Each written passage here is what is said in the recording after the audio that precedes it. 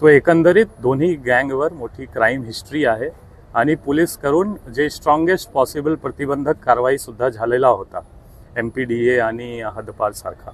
आणि ह्या दोन्ही गँगची रायबलरीमध्ये E² जवळ रात्री इन्सिडेंट झाला आणि जे अनिल पंजाबी साहिल आला ग्रुपच्या 2 मेंबर असोसिएट्स म्हणू शकतो आपण, अरबाज आणि आवेज, हा दोन्हीची डेथ झालेली आहे एक बाजू. दुसरा बाजू अरिजित चौहानची पण डेथ झालेली आहे. असा एकंदरीत 3 डेथ हा इन्सिडेंटमध्ये झालेला आहे. हॉस्पिटलमध्ये एकाचा खून करण्यात आला. हा असं आहे की ते ऑलरेडी 2 जे आहे मोस्टली इथेच सिरियसली इंजर्ड होता आणि आवेज पण सिरियसली इंजर्ड होता. त्यांना सिव्हिल हॉस्पिटल फर्स्ट गेला जवळ असताना, नंतर रेफर झाला विष्णुपुरी आणि विष्णुपुरीमध्ये ते ऑलरेडी सिरियसली इंजर्ड कंडिशनमध्ये गेला होता.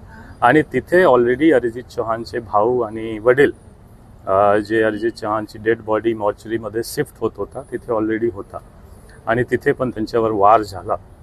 तो सिरियसली इंजर्ड ऑलरेडी होता, वार पण झाला आणि शेवटी त्यांची पण ट्रीटमेंट दौरान डेथ झाली.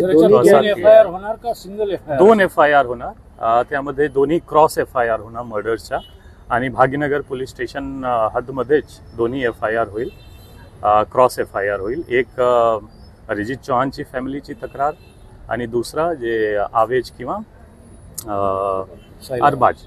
अरबाज हा दोन्हीपैकी एक FIR फिर्याद घेऊन आपण FIR करणार. असं हॉस्पिटलमधल्या इन्सिडेंटचा FIR होणार का? हॉस्पिटलच्या इन्सिडेंट काय आहे, आपण स्टार्ट ऑफ इन्सिडेंट जर बघू तो भाग्यनगर पोलीस स्टेशन ज्युरिस्डिक्शन आहे जिथे इंजुरी झाली आणि सबसिक्वेंट इव्हेंट तिथे आहे, म्हणून आपण स्टार्ट ऑफ जे इन्सिडेंट आहे ते बघतो आणि तो पण FIR भाग्यनगर पोलीस स्टेशन. दोन्ही जे गँग आहेत ते धुरंधर चित्रपट पाहून निघाले होते अशी माहिती. दोन्ही गँग नाही, फक्त 3 जे अरिजित चौहान आणि त्यांच्यासोबत 2 लोक, हा एक बुलेट गाडीवर गेला होता आणि मूव्ही घेऊन बघून ते बाहेर आला होता आणि ते जवळपास 1 ते 1.5 वाजे जे शो कंप्लीट होतो त्या वेळ जे आहे त्याच्याच दौरान हा इन्सिडेंट झालेला आहे. काय आरोपी ताब्यात आहेत सर? जवळपास आपण 4 आरोपी आतापर्यंत ताब्यात घेतलेला आहे.